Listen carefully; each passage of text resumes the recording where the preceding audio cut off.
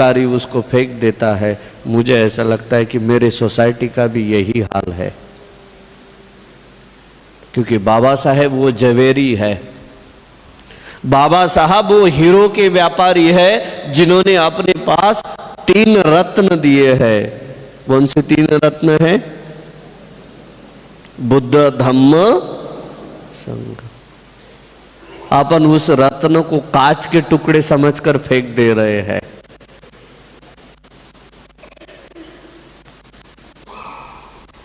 जो भी व्यक्ति बुद्ध, धम्म, संघ को कांच के टुकड़े समझेगा, समझकर अगर फेंक देगा ना, वो कभी जीवन में प्रसन्न।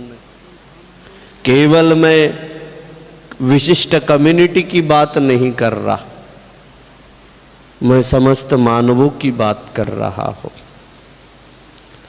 ऐ समस्त जिन जिन व्यक्ति को बुद्धि है, मैं उन तमाम लोगों को आग्रह करूंगा कि आप इस कांच के टुकड़ों, इसे इन हीरो को कांच के टुकड़े मत समझो, क्योंकि बुद्ध, धम्म, संघ इस दुनिया का एक आदर्श। यंकिंची रतनं लोके विज्जति विविध पुथु। इस पृथ्वी पर जितने भी विविध रत्न है ना, वो रत्न इन त्रिरत्नों की बराबरी नहीं कर सकते। इसे धारण करो, क्योंकि इन 3 रत्नों में ही मॉरलिटी है, नैतिकता है, धम्म की विशेष खूबी है। बौद्ध धम्म में केवल सदाचरण ही नहीं बताया है, तो बौद्ध धम्म में पवित्रता को महत्व दिया है। भगवान बुद्ध बोलते हैं, धरती का नियम है, इस दुनिया का नियम है, इस दुनिया में जो शक्तिशाली है वही व्यक्ति जीवित रह सकता है, दुर्बल इस धरती पर जीवित नहीं रह सकता। आप कभी नेशनल ज्योग्राफी देखना, एनिमल प्लैनेट या नेशनल ज्योग्राफी, जहाँ पर यानी कि एक ये साइकिल ऐसी बनी है, एक दूसरे पर निर्भर है सभी। वहाँ पर देखिए आप, हर बड़ा प्राणी छोटे प्राणी को मार देता है। जल में देखो, जल में छोटी मछलियों को बड़ी मछलियां खा जाती है। आसमान में देखो, कबूतरों को चील खा लेते हैं, और जमीन पर भी देखो छोटे पक्षी, छोटे प्राणियों को बड़े प्राणी खा लेते हैं। क्योंकि इतिहास ऐसा, मानवों का, इस धरती का इतिहास जो है ना, तो ऐसे खून से सना है। तो क्या एक दूसरे की हत्या करके इस धरती पर शांति रह सकती है? क्या अपने में शांति रह सकती है? बुद्ध बताते हैं कि आप एक दूसरे की रक्षा करो। आज जो आरक्षण का मुद्दा उठ रहा है, मेरा वो मुद्दा नहीं है, लोगों ने उसको राजनीतिक स्वरूप दे दिया, लेकिन रिजर्वेशन पॉलिटिकल नहीं है, रिजर्वेशन सोशल इशू है। और रिजर्वेशन क्यों देना पड़ता है, इसका बुद्ध एंड हिज धम्मा में बाबा साहब बताते हैं। क्योंकि भगवान, ये प्रावधान भगवान बुद्ध ने किया है, रिजर्वेशन का प्रावधान भगवान बुद्ध ने कहा है। भगवान बोलते हैं कि जो बलशाली है, बलशाली लोग कमजोर लोगों को सहायता करें। अगर बलशाली लोग अगर कमजोर लोगों की सहायता नहीं करेंगे तो असंतुलन हो जाएगा, पूरा सिस्टम हिल जाएगा। आज देखो पूरा सिस्टम हिल रहा है, असंतुलन हुआ है समाज में। कोई धरने पर बैठ रहा है, कोई उसके खिलाफ है, कोई उसके खिलाफ है, कोई उसके खिलाफ बात कर रहा है। रिजर्वेशन का सही मतलब यही है कि जो लोग से दबे कुचले हैं, सामाजिक स्थिति से जो लोग दबे कुचले हैं, उन लोगों को ऊपर लाओ।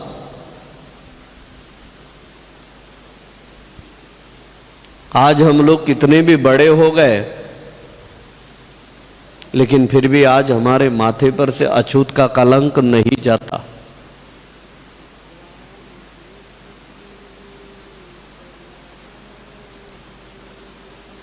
बहुत चिंतनीय बात है। रिजर्वेशन उसके लिए है। भगवान बुद्ध ने पवित्रता उसी लिए कही है। जब तक हमारे मन में ये घृणा की भावना नहीं जाती कि ये नीच है, ये कमजोर है, ये गरीब है, ये महिला है, ये शूद्र है, ये जब तक भावना नहीं जाती, तब तक उद्धार, विकास नहीं हो सकता। न समाज का होगा, न देश का होगा। अभी एक्सीडेंटली देखिए, संजोग देखिए कि रिजर्वेशन की बात पूरे भारत में चल रही है और धर्म की भी बात आई है, धम्म की भी बात आई है कि धम्म में पवित्रता को महत्व दिया है। बुद्ध ने कहा है कि एक दूसरे की आलोचना मत करो, कमजोरों को दबाओ मत। अगर कमजोरों को आप दबाओगे तो विद्रोह खड़ा होगा।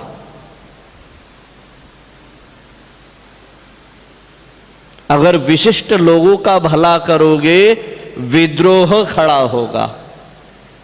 इस विद्रोह को शांत करने के लिए बौद्ध धम्म है। ये समस्त दुनिया का विद्रोह अगर कोई शांत कर सकता है तो बौद्ध धम्म की वो ताकत है, क्योंकि बौद्ध धम्म इक्वालिटी की बात करता है। बुद्ध ने कहा, बुद्ध पुरुष कहते हैं, जीवन संघर्षमय है, हम लोग संघर्ष करते हैं, लेकिन शक्तिशाली लोगों ने दुर्बलों को सहारा देना चाहिए, सर्वोत्तम बनना चाहिए। योग्यतम और सर्वोत्तम में फर्क है। तो जिसमें योग्यता है और सर्वोत्तम बोले तो जो सभी के हित की बात सोचता है। अभी मैं एक बात आप लोगों को पूछता हूं, कौन सा व्यक्ति सही है? एक व्यक्ति बहुत किताबें लिखता है, बहुत पढ़ा लिखा है, पैसे भी बहुत है, खेती बाड़ी भी बहुत है, सब कुछ सब बराबर है, बाबा साहेब का ज्ञान भी है, धर्म का पालन भी करता है, सब बराबर करता है। लेकिन जब उसके घर पर आप वर्गनी मांगने को जाओ तो बोलता है कि मैंने वर्गनी देना छोड़ दिया है। बातें बराबर करेगा, पंछी की तरह, मिट्ठू की तरह, किताबें बड़ी बातें पकाएगा। वर्गनी मांगने जाओ तो वो बोलेगा कि मैंने वर्गनी देना छोड़ दिया। अगर कोई उसको सहायता मांगने के लिए जाए कि भाई मुझे मदद करो, तो वो उसको सहायता नहीं करेगा।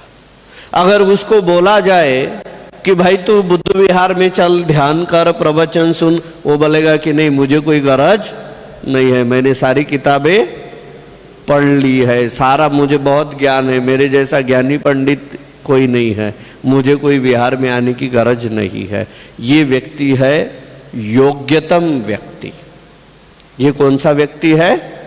योग्यतम व्यक्ति। अभी दूसरा व्यक्ति देखते हैं। एक व्यक्ति है जो पंचशील का पालन करता है, बुद्ध विहार में भी जाता है, दान धर्म भी करता है, लोगों को मदद भी करता है, लेकिन कभी कभी दारू पी लेता है। एक आधे बार, हफ्ते में एक आधे बार काम करना पड़ता तो लेना पड़ता, लेकिन बुद्ध विहार में नित्य क्रम से आता है, लोगों को मदद करता है, दान कर्म करता है, समाज के हित की बात सोचता है, समाज को एक जगह लाने का प्रयास करता है। तो इसमें से अच्छा आदमी कौन सा है? पहला आदमी अच्छा है या दूसरा आदमी अच्छा है? पहला आदमी वो कि जिसके पास धन है, ज्ञान है, सारी बातें बरोबर है, लेकिन वो समाज को इकट्ठा नहीं, जगह नहीं लाता, कभी दान कर्म नहीं करता, कभी बुद्ध विहारों में नहीं आता, बड़ी बड़ी बातें हाँकता है। और दूसरा व्यक्ति वो जो बुद्ध विहारों में जाता, समाज को एक जगह लाता, लोगों को डांट फटकार भी लगाता, चलो इधर उधर करो, ऐसा करो वैसा करो, और सारी बातें बरोबर करता, लेकिन कभी कभी एक आधी भाई चुगली कर देती है, एक आधी भाई झगड़ा कर देती है, या एक आधा पुरुष रहे तो वो दारू पी लेता है। तो इसमें से कौन सा आदमी समाज के हित का है, आप मुझे बताइए। पहला आदमी या दूसरा आदमी? वो बच्चा भी बोल रहा है। इतने से बच्चे को ये बात समझ में आती है, लेकिन अपने लोगों को ये बात समझ में नहीं आती। अपने को योग्यतम व्यक्ति की गरज नहीं है, अपने को सर्वोत्तम व्यक्ति की गरज है। अगर हमारे विचारों को, भगवान बुद्ध के विचारों को, बाबा साहब के विचारों को, मानवों के विचारों को अगर कोई सही तरीके से लेके जाएगा तो सर्वोत्तम व्यक्ति जाएगा। और ये योग्यतम व्यक्तियों ने ही सारे समाज का सत्यानाश कर रखा है, मेरा आरोप है।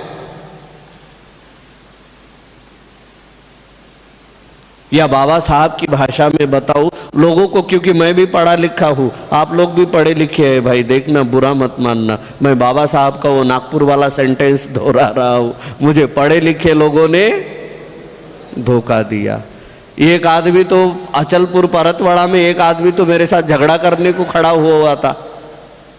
वो सारीपुत्र बंती जी ने बोला था कि बाबा साहब ने ऐसा कहा करके, तो वो बोले मैं गोल्ड मेडलिस्ट हूँ बोले, और आप कैसा बोल रहे? बोले मैं तो बड़ी बातें करता हूँ बोले, लोगों को बताता हूँ। तब सारीपुत्र बंती जी ने ये बात बताई थी, बाप बौद्ध धम्म योग्यतम व्यक्ति का नहीं है, क्योंकि योग्यतम व्यक्ति अपने शक्ति का दुरुपयोग करता है, और सर्वोत्तम व्यक्ति सभी का हित करता है।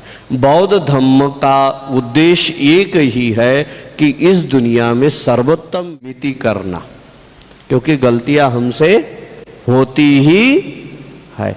हम गलतियां नहीं करेंगे तो कौन करेगा? लेकिन इसका तात्पर्य यह नहीं है भाई, देखना दारू पीने वालों, चुगली करने वालों, झगड़ा करने वालों, क्योंकि आज मैं आपके फेवर में बात कर रहा हूं तो आपको लगेगा कि बंती जी बड़ी अच्छी बात कर रहा है, तो आपने को क्या अभी अलाउ किया है? बंती अभी बंती जी अपनी प्रशंसा कर रहे हैं, लेकिन ये बात गलत है। अपन ने अपनी कमजोरियों को धीरे धीरे दूर करना है। अपनी कमजोरियों को दूर करो, लेकिन अपने मन में सबके हित की बात रखो। ये धर्म और धम्म में फर्क है। तो बौद्ध धम्म का उद्देश्य क्या है? मानवों का कल्याण करना। और अन्य धर्म संप्रदाय का उद्देश्य क्या है? कर्मकांड और पूजा पाठ। बौद्ध धर्म में नैतिकता है, अन्य धर्म संप्रदायों में नैतिकता दूसरे स्थान। बौद्ध धर्म में नैतिकता प्रथम स्थान पर है। तो इस प्रकार अपन ने आज ये भाग यहाँ पर देखा है। कल अपन दूसरा देखते हैं। आज मैंने जो भी बताया काफ़ी महत्वपूर्ण बताया। आप इसका थोड़ा चिंतन करें, मनन करें। योग्यतम व्यक्ति बनने से अच्छा है सर्वोत्तम व्यक्ति बने, लोगों की मदद करे, सहकार्य करे, विहारों में आए, विचारों को आगे बढ़ाए, लोगों को जोड़े, एक दूसरे के साथ भाईचारे पूर्वक रहे। यह बोलते हुए यहाँ पर रुकता हूँ। सभी के प्रति मंगल कामना करता हूँ। सभी का जय मंगल हो। भवतु सब मंगल, भवतु सब मंगल, भवतु सब मंगल।